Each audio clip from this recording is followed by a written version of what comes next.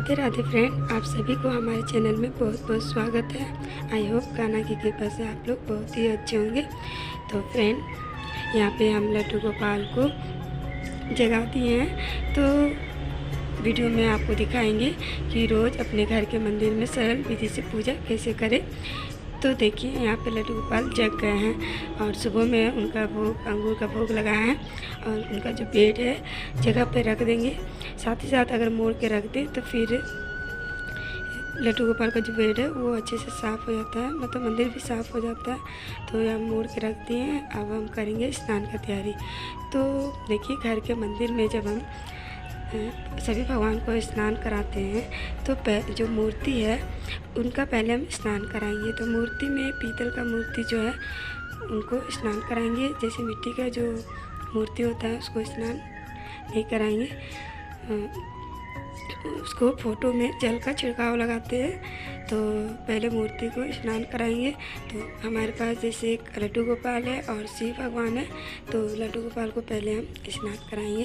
तो चलिए फ्रेंड, सबसे पहले एक प्लेट लेते हैं, उसमें स्वास्तिक बना लेते हैं और तुलसी पत्ता फूल का आसन दे के हम लड्डू गोपाल को स्नान कराएंगे। तो ये कच्चा दूध है, तो पहले हम कच्चा दूध पहले पैर जो होते हैं लड्डू गोपाल का, उनके पैर में पहले दूध डालते हैं, फिर हाथ में, फिर माथे में। इस तरह से दूध डाल के अभिषेक करेंगे। तो हम कच्चे दूध से रोज़ ही स्नान करते हैं क्योंकि सभी के घर में दूध आते हैं। तो आप ये रोज़ कर ही सकते हैं। अगर नहीं आते हैं तो आप सादे जल से भी उसमें तुलसी पत्ता डालकर स्नान करा सकते हैं। और जब कोई ख़ास दिन होता है तब हम पंचामृत का इस्तेमाल करते हैं। ऐसे रोज़ ही नहीं करते हैं, लेकिन ख़ास दिन होता है, गर्मियों का दिन आता है तो हम चंदन का भी घोल से स्नान कराते हैं, अभिषेक करते हैं लड्डू गोपाल का। तो आप देखिए, यहाँ पे दूध से नहाने के बाद फिर अच्छे से साफ पानी से स्नान करा दिए हैं और एक तौलिए से अच्छे से पोंछ कर लड्डू गोपाल को देखिए यहीं पे बैठे हुए हैं। फिर हम यहाँ पे शिव भगवान को स्नान कराएंगे। तो पहले हम मूर्ति स्नान करा लेते हैं और जो फोटो होता है उनको बाद में फिर स्नान कराएंगे। तो शिव भगवान में भी वही प्रक्रिया करते हैं। तो पहले हम थोड़ा सा जल से अभिषेक कर लेते हैं, उसके बाद जो कच्चा दूध है उससे भी हम अभिषेक करेंगे। आप चाहे चंदन का भी घोल से भी स्नान करा सकते हैं, लेकिन रोज़ दूध तो रोज़ ही आते घर पे, तो हम दूध से ही स्नान करा देते हैं। तो यहाँ पे देखिए स्नान जल से, उसके बाद सादे जल से स्नान करा दे रहे हैं।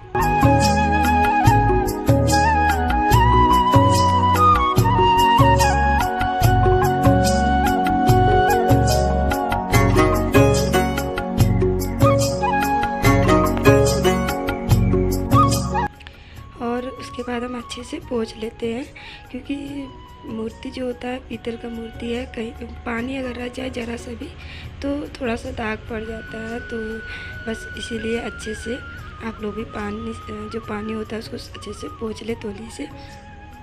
और यहाँ पे देखिए हम इत्र रखे हैं, इत्र का मालिश करेंगे।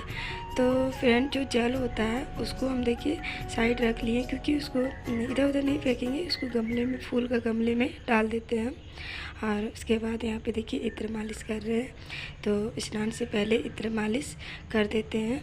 और भगवान देखिए शिव भगवान को भी तो इस तरह जो भी मूर्ति है इत्र से पहले मालिश कर लेते हैं। और जब श्रृंगार करते हैं, जैसे लड्डू गोपाल को जब ड्रेस पहनाते हैं तो उसके बाद भी ड्रेस में भी इत्र लगा देते हैं।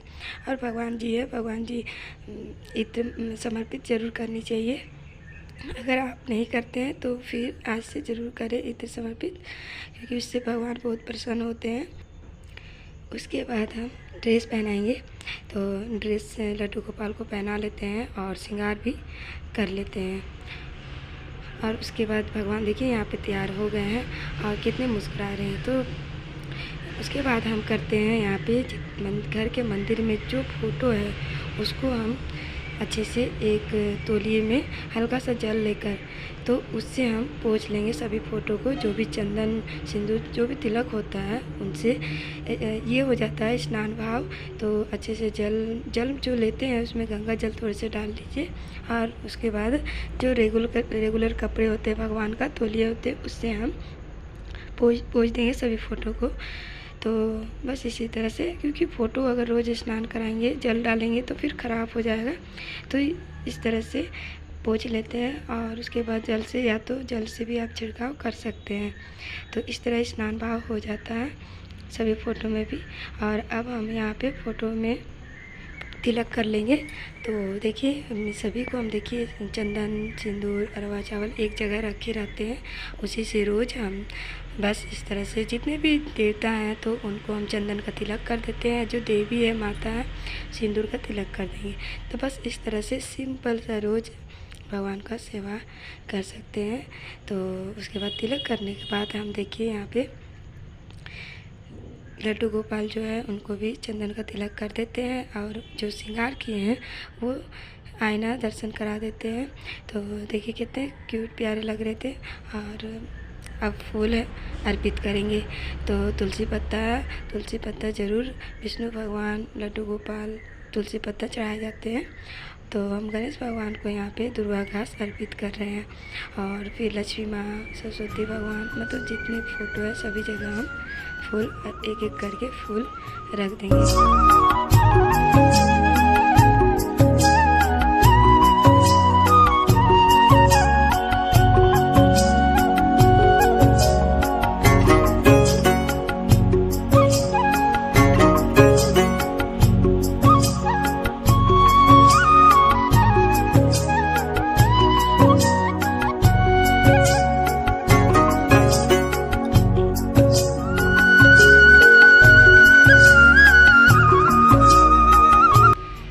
देखिए अब सभी जगह फूल देने के बाद मंदिर कितने अच्छे लगने लगते हैं और मन में बहुत सुकून सा भी मिलता है अगर आप इसी विधि से अगर रोज़ पूजा करें।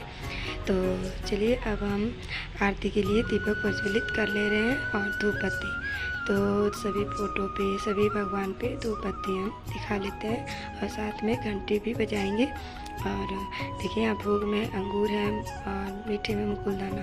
तो इस तरह से मीठे का भोग फल का भोग रोज़ आप कम से कम ज़रूर लगाएं। तो बस अब हम सभी भगवान को दिखाते जाएंगे और आरती करते जाएंगे।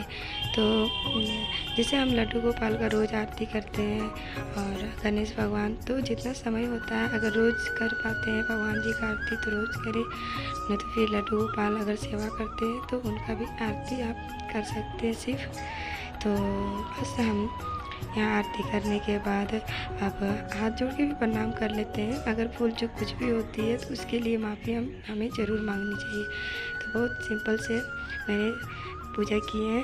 और यहाँ पे देखिए मेरे हस्बैंड जी चालीसा पढ़ रहे थे। तो चालीसा अगर आप पढ़ना चाहते हैं तो पढ़ सकते हैं। इससे घर में हमेशा मतलब सुख शांति बनी रहती है, जो भी नेगेटिविटी है वो दूर होती है। तो बस यहाँ पे पढ़ने के बाद भोग अर्पित किए, भोग लड्डू गोपाल को खिला देते हैं। तो फ्रेंड अगर वीडियो अच्छी लगी है तो एक लाइक कीजिएगा और हमारे चैनल को सब्सक्राइब कीजिएगा। तो बस बहुत सिंपल सा अपने घर के मंदिर में इसी तरह से आप पूजा कर सकते हैं, वो भी सरल विधि से। तो आप सभी को राधे राधे, हरे कृष्णा, हरि बोल।